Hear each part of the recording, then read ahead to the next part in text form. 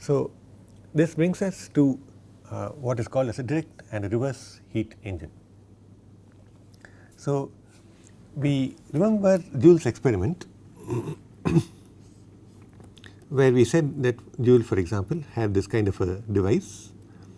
He had a mass which was with a rope tied around a pulley. So, as this mass moved down slowly, this did some work on the gas which was inside this container over here. So, he had a rigid container, he had this fan, this mass went down and did some work on this fan. So, in this case what we saw is, as far as this system is concerned, which is the gas inside, the work interaction is negative because this mass is going down and doing work on the system. So, the work interaction was negative in our convention. Then the gas inside became hot and then it gave out heat, so that it comes back to the original temperature. So, the heat interaction in our convention, heat going into the system is positive, heat going out of the system is negative. So, the heat interaction also was negative. So, in our convention, when we look at Joule's experiment, we had both work and heat being negative. So, this is what we see in this kind of an experiment. What we can look at is a system where the reverse happens. So, we can have a system where we give heat to the system. So, I have a system like this, I give heat to the system and then I have the system doing work. We see that is not the case here. Here this work was done on the system, so the work was negative and then heat was given out. So, the heat is also negative. But the thing is, can we think of a system where we give it heat and then it does work? So, if I had a system of this kind, my heat interaction would be positive because I am giving heat to the system, and by my convention that is positive, and the system would do work, and that work is also considered positive in our convention. So, that kind of a system where you can give heat and get work out of it is what we call as a direct heat engine. So, we can see that one simple case of a direct heat engine would be a piston cylinder arrangement of this kind. Let us say it contains a gas over here. Let us say I give it heat, the gas becomes hotter, so it expands and pushes the piston out, doing work against the atmosphere. So, this kind of a system would be something where I give it heat and then it does work. So, this would be an example of a direct heat engine. But the question is, how much work can I get from it if I just do it in this process, and we will see that this is not very good. We need to do it in a cycle if we want to get a lot of work. We will look at that in a little bit. So, this is what we call as a direct heat engine, and the reverse kind of a system where if I want to transfer heat from low temperature to high temperature, which is what we will see, for example, in a fridge or a freezer. So, I have, for example, a fridge. Inside it I have something which is kept inside, which needs to be kept cold. I want to transfer heat out of this. So, a device which can take heat from some place which is cold and transfer it out to some place which is hot is what we call as a reverse heat engine. So, or we also call it as heat pump, and this is something which we see at homes where we have a refrigerator, the inside is cold and we are maintaining it cold by taking out heat from there and throwing it outside to the atmosphere, which is hotter. So, we now have these two devices, the direct heat engine where we give heat and get out work, and then we have the reverse heat engine where we give work in some form and extract out heat.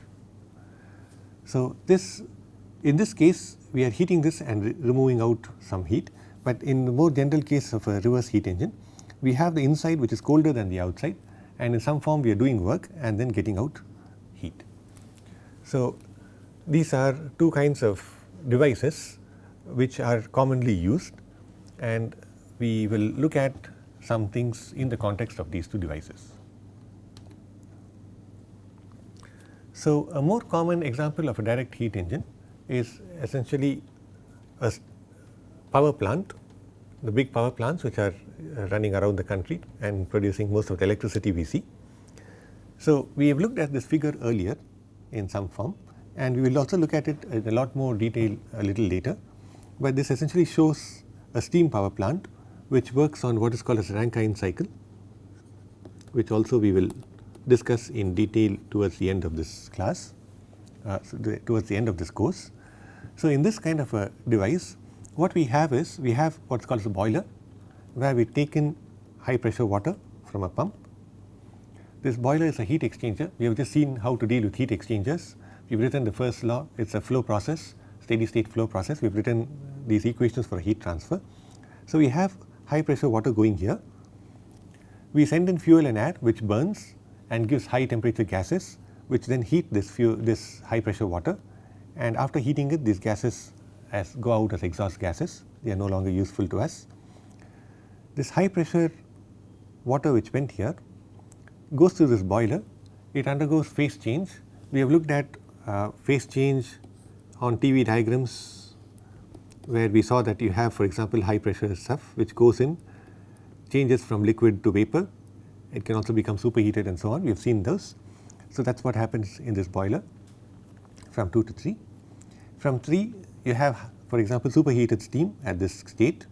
The superheated steam is sent through a turbine. We have looked at what happens in a turbine. So, you have reduction in enthalpy of the substance and you have work which is generated. So, you have this high pressure, high temperature steam going through a turbine, it is expanded, it comes out at low pressure, low temperature steam, and in the process we get work which we are sending to an electrical generator. Then this low pressure steam is condensed in a condenser, made back to water in liquid form, and then sent in again through this pump, and we have this happening in a cyclic process. So, what we see over here is, if you look at these devices, in the boiler we are giving heat by burning usually fuel and air, often also by using coal. So, that is what we do in this boiler. We are giving a lot of heat at high temperature, which we are calling as QH. We have this turbine which is giving out work. We have a pump to which we need to give work. The turbine gives a lot of work, some amount is taken by the pump, and whatever is left out is what we can use in this electrical generator, and we are calling it as the net amount of work, W net. In the condenser, we are trying to convert, for example, steam, saturated steam at this condition into water, saturated liquid, so that we can send it through a pump. Pump is a device which deals only with water. So, we are trying to do this process. In this process, we are giving out latent heat of vaporization at this pressure. So, we are giving out some amount of heat which is called as QL over here at the low temperature. This is QH which we are giving in, we are getting out some amount of heat QL, and in this process we are also getting out some amount of work W net. So, this would be an example of a heat engine where we are giving in high temperature heat at QH, we are getting out some amount of heat at QL, which is what we call as heat rejection, and we are getting useful work W net. So, this is a direct heat engine. So, these kind of heat engines are usually indicated by diagrams such as this. So, whatever we saw there is shown schematically in this form. So, we have the boiler where we gave in some amount of heat at high temperature, in this case it is shown as Q1. We have the turbine where we get net output of work as W and overall output as WT. We give in some work to the pump, which is WP, shown explicitly here. So, if I take the difference in this WT and this WP, that would be the net work which I get, and I have the condenser where I am rejecting some amount of heat at some temperature T2, and I am calling this amount of heat as Q2. So, schematically we often show it like this. So, I have a reservoir at T1, which is essentially the gases which are heating this water here. At this reservoir at T1, from this I am giving heat to my engine, which is essentially this. The engine is giving out some amount of heat to this condenser at some temperature T2, and in this process I am getting some amount of work W, and this is what we call as a direct heat engine. and this runs in a cyclic process. So, we also often show that sort of a cyclic arrow here showing that this runs in a cyclic process and does this work.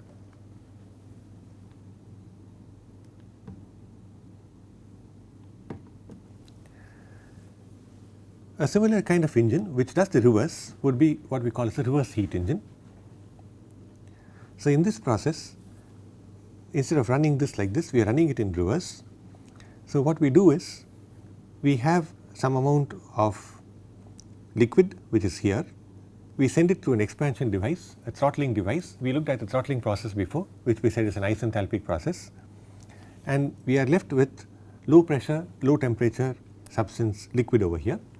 We send this to an evaporator where it evaporates, taking up latent heat of evaporation, and then it is cooled in this point, and we can use this to cool something.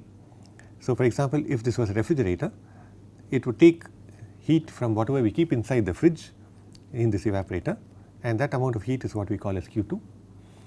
And then we are left with low temperature, low pressure vapor, which we compress in a compressor to get high pressure, high temperature vapor, which we then send to a condenser where it gives out latent heat and becomes liquid, and then we can send that liquid again through this expansion device and so on. So, this runs in this fashion, this runs in the reverse fashion, and in the compressor we need to give work here. That amount of work is what we call as WC. If we get some work out in the expansion device by using, for example, a turbine, that would be WT. And over here we give a lot of work here, and by giving a lot of work we are able to transfer heat which is at some temperature T2 here to some other device at some temperature T1 over here. So, this is shown schematically in this fashion. So, we have some reservoir which is it is essentially what is in contact with the evaporator here, which is at some low temperature T2. We take heat from here by using this reverse engine shown by this E. We give work to this engine, and using this work we take heat from this low temperature reservoir T2 and send it to this high temperature reservoir T1, and this also is usually running in a cyclic fashion. By doing this we have a reverse heat engine. So, an indicator of how good this heat engine is what we call as efficiency.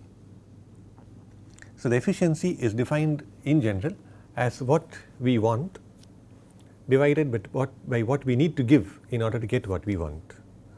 So, in this case of a direct heat engine, what we are trying to do is to get work. So, what we are interested in is essentially the net work, and what we need to give over here is we need to give high temperature gases in this boiler so that we can boil the steam.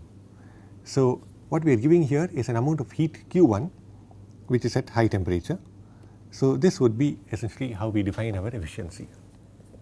What we want is the net work, because we get some turbine work, some of it we use to run this pump, and whatever is left is what we call as net work, which is what we can use to run a generator and generate electricity and so on. So, we are interested in the amount of net work we can get, and what we need to give is essentially this amount of heat at high temperature. So, this is how we define thermal efficiency for a heat engine.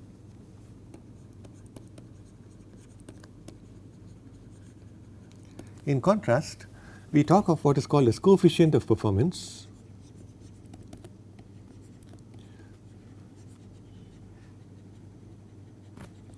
for reverse heat engines, which we also call as heat pumps or refrigerators. So, we will initially talk of what is called as heat pump, and then we will talk of a refrigerator. So, for a heat pump, what we are interested in is how much heat we can get out over here. So, a heat pump is something which is used, for example, in cold countries to heat the inside of a house when it is very cold outside. So, we give some amount of work in this compressor here, we extract some amount of heat from the surroundings and then send this into, for example, a room to heat the room. So, this would be essentially what we call as a reverse heat engine or a heat pump. In a heat pump, what would be interesting here we are interested in the amount of heat we can get at high temperature, which is essentially Q1, and what we need to give in order to get this amount of heat, we need to give this amount of work, Wc. So, if we were to run a heat pump, the coefficient of performance is essentially defined in this fashion as Q1 by Wc. We also have what is called as refrigerator, where what we are interested in is how much amount of heat we can remove from the cold temperature storage. So, you have a fridge at home, what you are interested in is how much heat I can remove from inside the fridge. We are not interested in how much of heat the fridge is sending out to the atmosphere, we are interested in how much it can remove from inside so that it can cool. So, if we have a refrigerator, we would be interested in this amount of heat. So, what we want is to remove this Q2 amount of heat, and in order to remove this, what we need to give is this amount of work W. So, the refrigerator, we would have this defined as Q2 divided by W. So, if we have some amount of W here and some amount of W which we have here, we would essentially call it as W net in both cases. So, we are interested in COP of a heat pump, which is defined like this, and COP of a refrigerator, which is defined like this, and the efficiency, thermal efficiency of an engine, which is defined in this fashion. So, knowing this amount of stuff, we can go forward and see whether there are any limits on these values. So, if we were to look at the first law for all of these devices, so the first law for a cyclic process, we are running these things in a cycle. The first law for a cyclic process essentially says cyclic integral of del W is equal to cyclic integral of del Q, or the other way, cyclic integral of del Q is cyclic integral of del W, it's the same thing.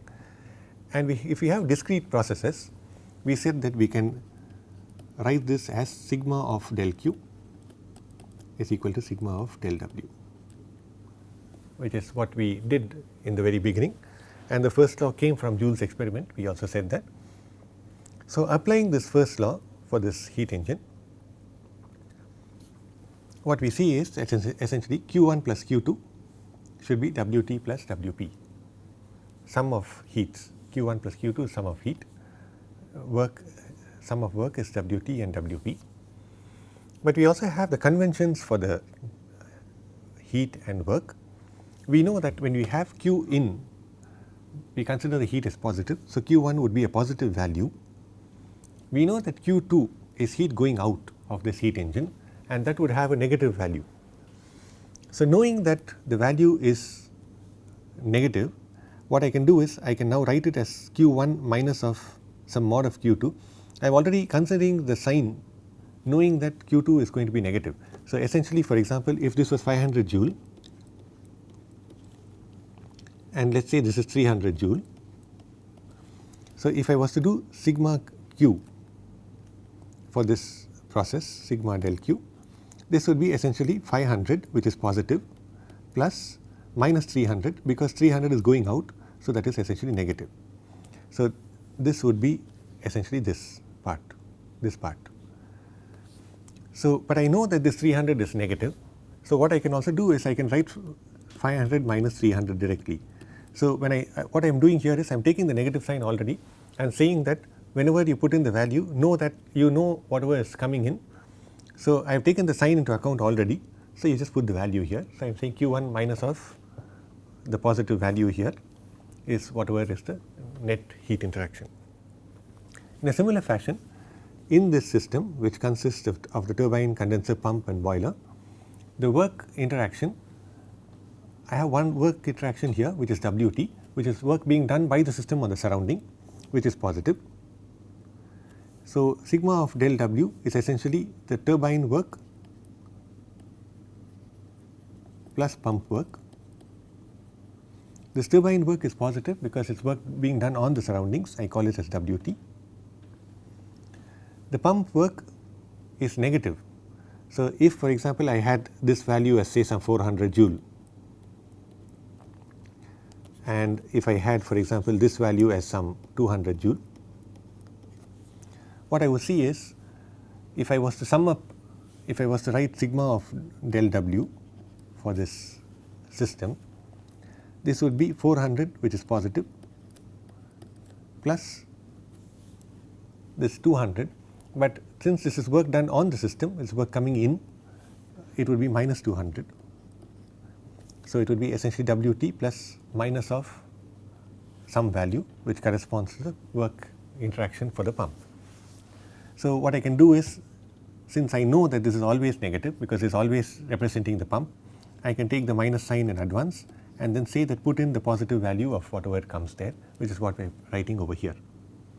So, we are saying put in the turbine work because it is positive, it is work done by the system on the surroundings. The work done by the pump is going to be negative. So, I already accounted for that by the minus sign here, and then you put in the positive value within the remaining, and that gives you the net work. So, this essentially gives us the first law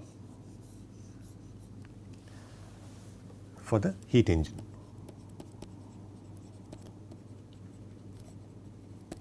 In a similar fashion, for the heat pump,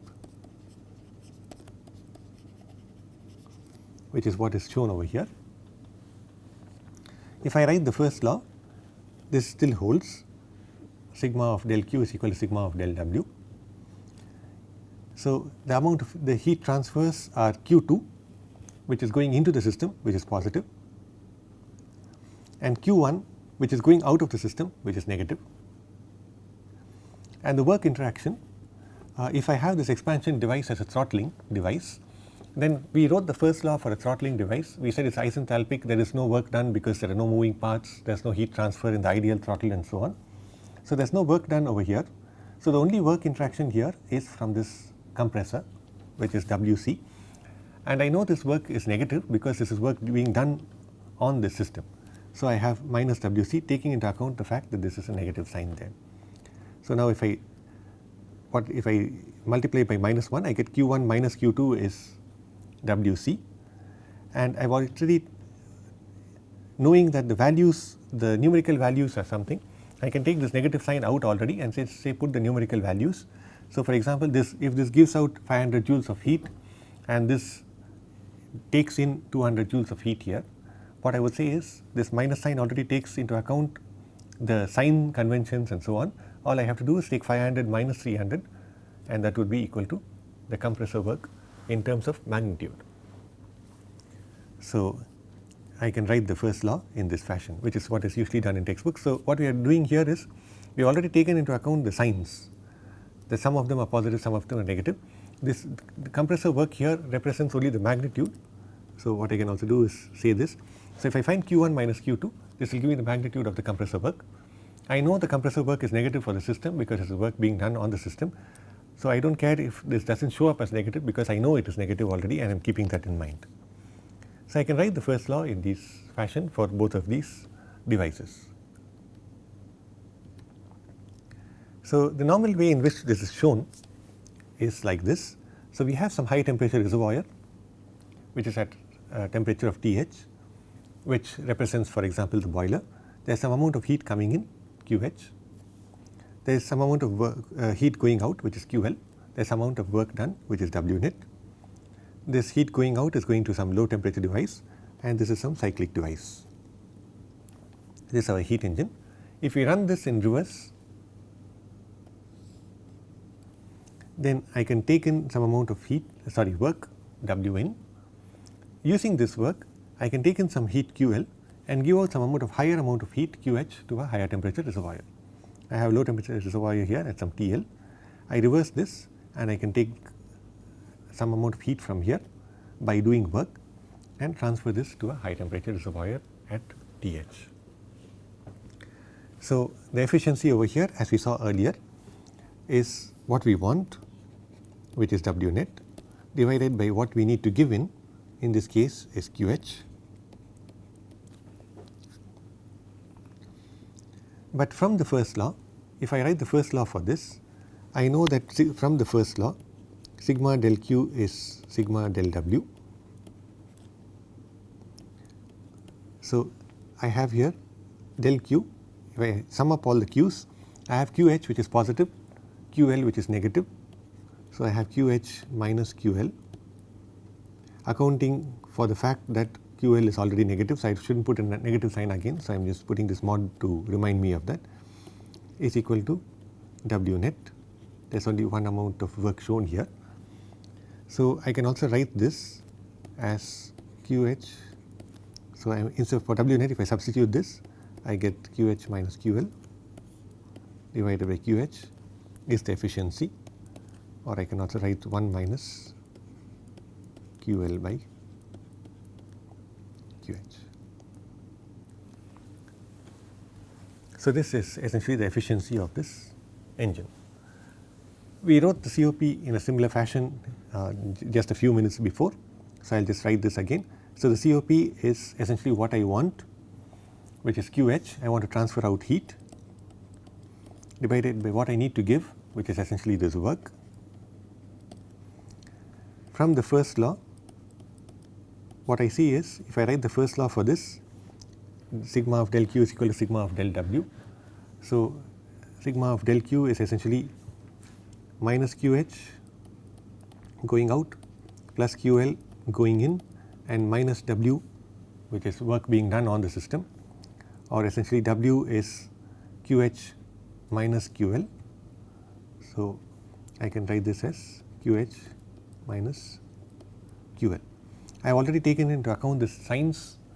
So, when I do this subtraction, essentially I should not put signs anymore.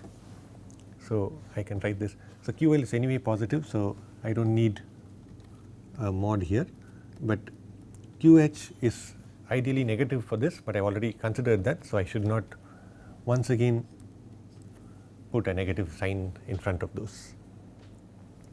And if I was looking at a refrigerator, what I am interested in is essentially the amount of heat I can remove from here, from the low temperature reservoir, and I need to give work. So, in a similar fashion, I get essentially QL by QH minus QL. This is what we get as the expressions for the efficiency and the COP.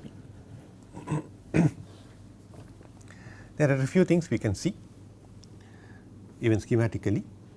So, one is, we see over here there is a lot of heat which is being sent in. Some of that heat goes out as work, some of that heat goes out at heat rejected, which is what we call as QL. So, our first law is essentially saying that it says QH minus QL is W net, or QH is equal to QL plus W net, only talking of numerical values. So, for example, if I had 500 joules of heat over here, let us say I got 200 joules of work, then this must be 300 joules, because this plus this should be equal to that. Similarly, when I have a reverse heat engine, I am taking some amount of heat here, I am taking some amount of work here, both these add up and go up here. So, which is why these are shown as smaller arrows and this is shown as a much thicker arrow, because both of these add up and this goes here, which is essentially our first law.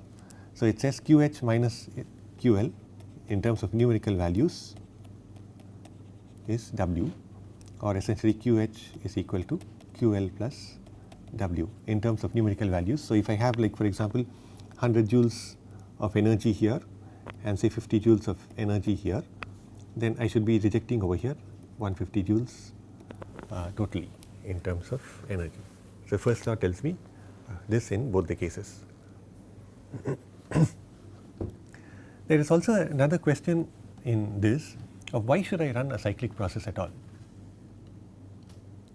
So, I will deal with that before I go to the second law. So, if I had, for example, I want to run a heat engine, we saw that the simplest kind of a heat engine would be a piston cylinder arrangement, where I give some amount of heat Q and this expands and gives me some amount of work W. So, the question is, how much of energy can I convert into work in this fashion? So, if I want to get a lot of energy, I need to in the form of work.